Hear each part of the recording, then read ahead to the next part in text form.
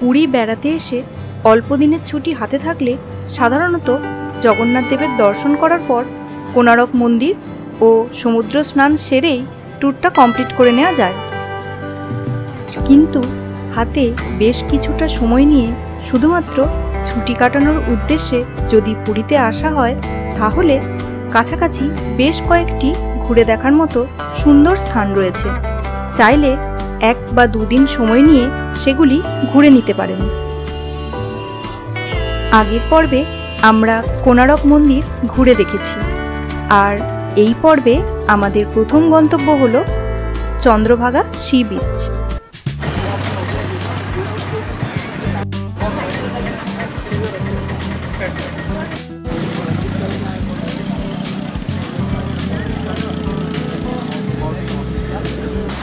এই সমুদ্র সৈকতটি পুরীর সমুদ্র সৈকতের মতো অতটা জনবহুল নয়।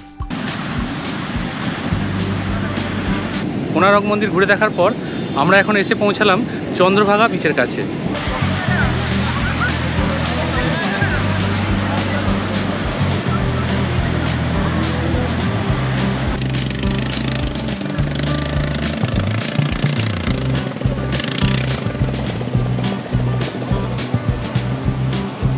চাইলে আপনারা এই রাইডগুলি ভাড়া নিয়ে ঘুরে নিতে পারেন সমুদ্র সৈকতটি।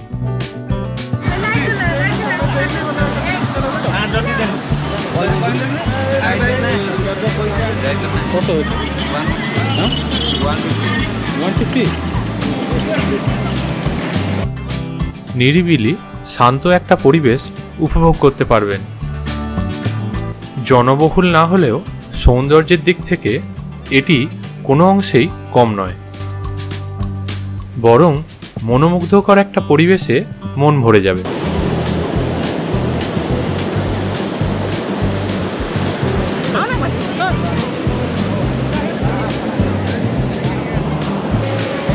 বিকালের আবহাওয়ায় অপূর্ব মোহময়ী লাগছে সমুদ্রটাকে।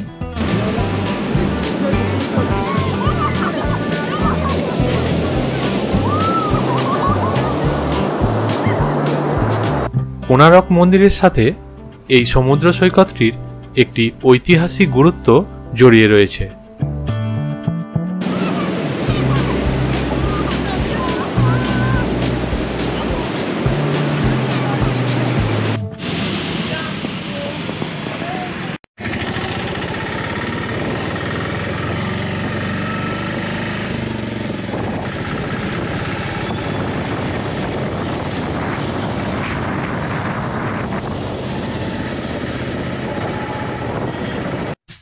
এবার আমরা যাচ্ছি দ্বিতীয় গন্তব্যের দিকে।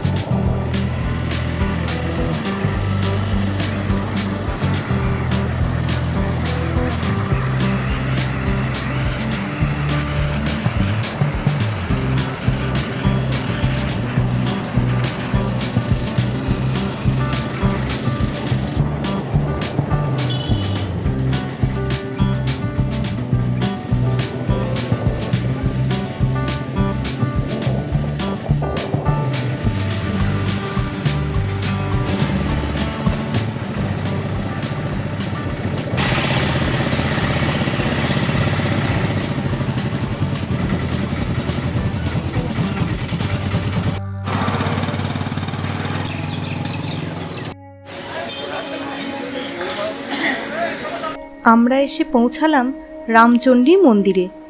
এটি কুশভদ্রা নদীর তীরে অবস্থিত।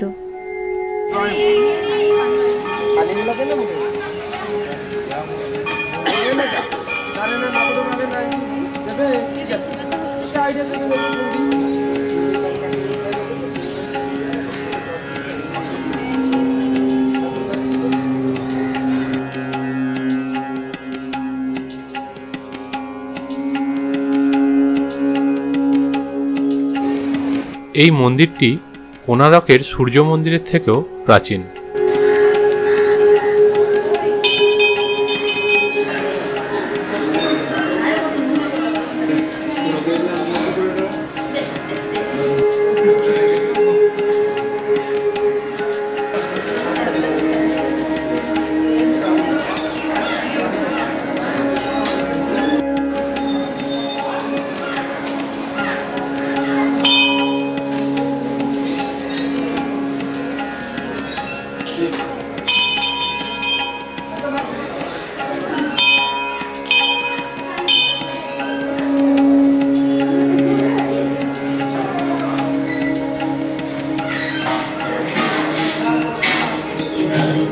এবং এই মন্দিরটি উড়িষ্যার শক্তিপীঠগুলির মধ্যে অন্যতম।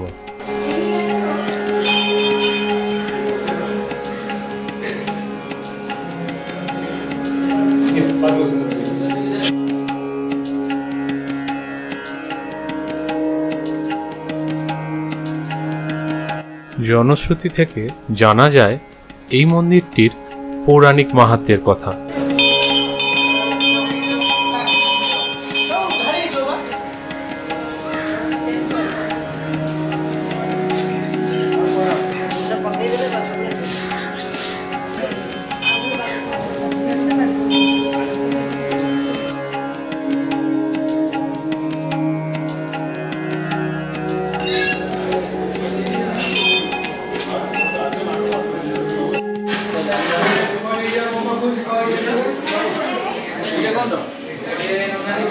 চাইলে মন্দির থেকে আপনারা অন্নপ্রসাদ সংগ্রহ করে নিতে পারেন।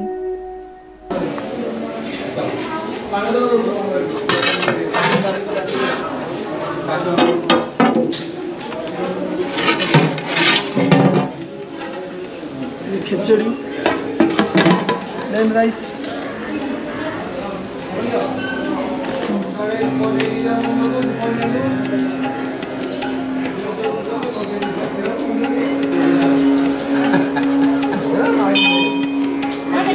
প্রয়োজনীয় পুজোর সামগ্রী আপনারা মন্দির চত্বরেই পেয়ে যাবেন।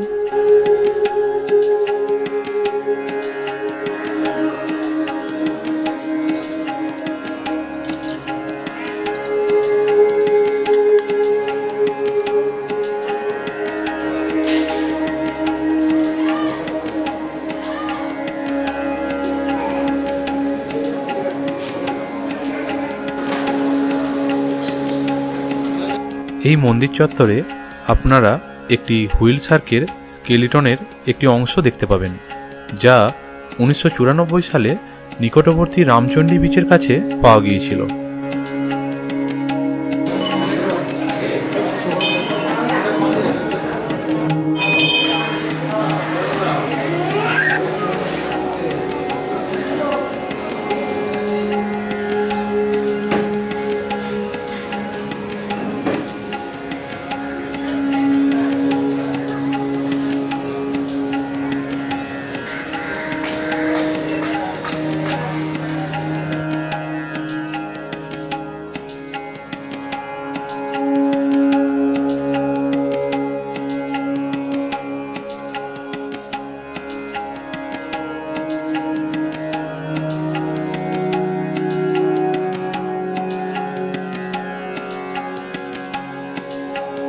এই মন্দিরে ভক্তরা পুজো দিতে আসেন এবং তাদের মনস্কামনা জানিয়ে মানত করে এই গাছে এই কাপড়গুলি বেঁধে দিয়ে যান।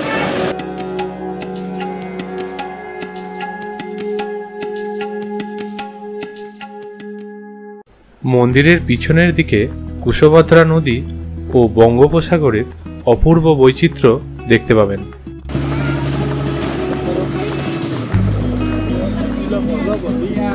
এই জায়গাটি পিকনিক স্পট হিসেবেও খুবই জনপ্রিয়।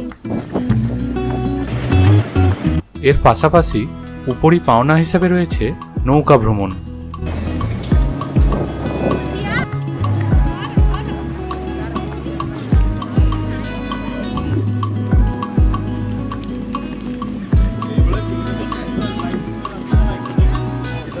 এখানে যে বোটগুলি আছে সেগুলিতে ভাড়া করে আপনারা ঘুরে আসতে পারেন। বিভিন্ন বোটে ঘোরার সময় এবং তার রেট চার্ট এখানে দেওয়া আছে।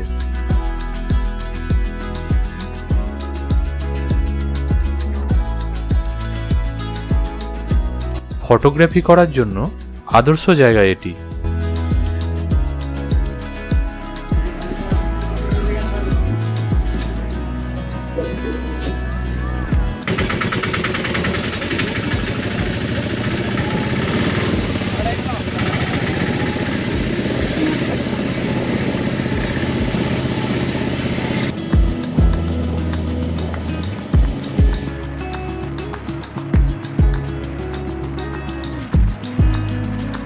রামচণ্ডী মন্দির থেকে ফেরার পথে আরও বেশ কতগুলি মন্দির আমাদের চোখে পড়ল, যেগুলি আপনারা চাইলে ঘুরে দেখে নিতে পারেন।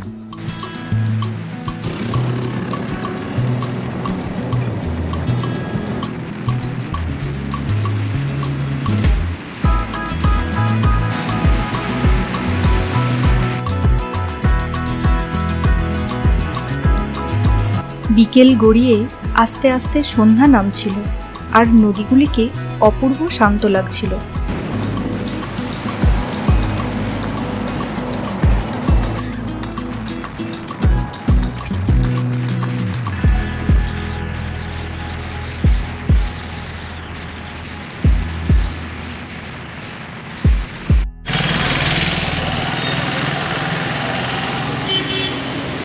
এবার আমরা এলাম সোনার গৌরাঙ্গ মঠ দর্শন করতে।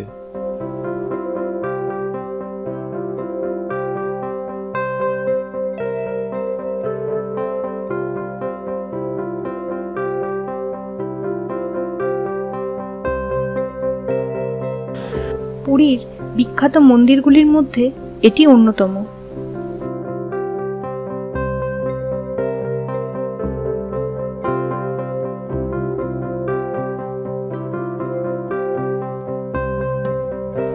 এই মন্দিরে শ্রী চৈতন্য মহাপ্রভুর পুজো যেমন হয়, ঠিক তেমনি এই মন্দিরে ভগবান জগন্নাথ দেব, বলরাম, দেবী সুভদ্রা, ভগবান রাম এবং হনুমানজি নিত্য পূজিত হন। এই মন্দিরের প্রবেশপথের দুপাশে দুটি সিংহের মূর্তি রয়েছে।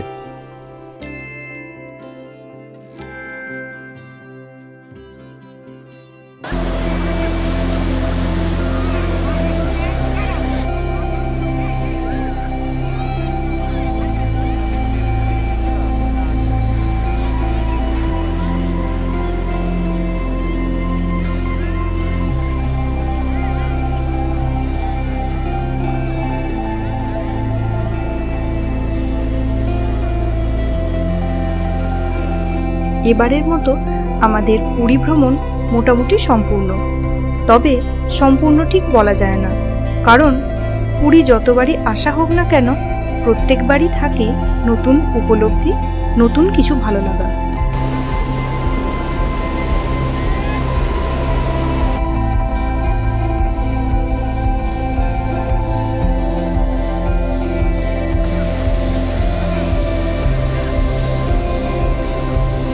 এবারের পুরী ভ্রমণে আমরা প্রভু জগন্নাথ দেবের মন্দির ছাড়াও আরও বেশ কয়েকটি মন্দির ও সুন্দর বেশ কয়েকটি দর্শনীয় স্থান ঘুরে দেখেছি ও আপনাদের দেখানোর চেষ্টা করেছি।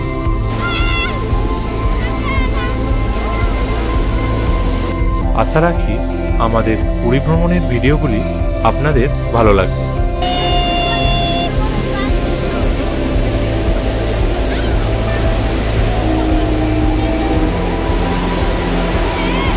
যদি ভালো লেগে থাকে তাহলে আমাদের পাশে থাকবেন।